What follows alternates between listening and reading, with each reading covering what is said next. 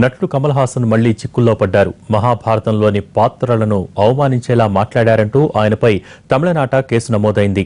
కమల్పై చర్యలు తీసుకోవాలంటూ న్యాయస్థానంలో ప్రజా ప్రయోజన వ్యాజ్యం దాఖలైంది.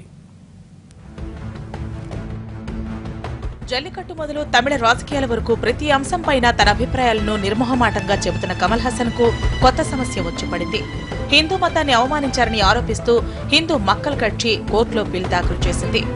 కమల్ హాసన్ బహిరంగంగా హిందూ మతాన్ని అవమానించారని ఆయనపై చర్యలు తీసుకోవాలని తిరునల్వేలి జిల్లా కోర్టులో బిల్ వేశారు. ఇదే ఆరోపణలపై ఈ నెల 15 చెన్నై పోలీస్ కమిషనర్ కూడా జయలలిత చనిపోయిన తర్వాత తమిళనాడులో చోటు చేసుకున్న రాజకీయ పరిణామాలపైన కమల్ ఇదే స్థాయిలో స్పందించారు.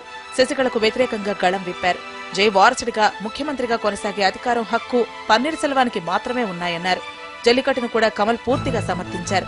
పోలీస్ కేసులు, కోర్టు విచారణలపై కమల్ అభిమానులు ఆగ్రహం వ్యక్తం చేస్తున్నారు. కమల్పై బురద చల్లే ప్రయత్నం చేస్తున్నారని విమర్శిస్తున్నారు.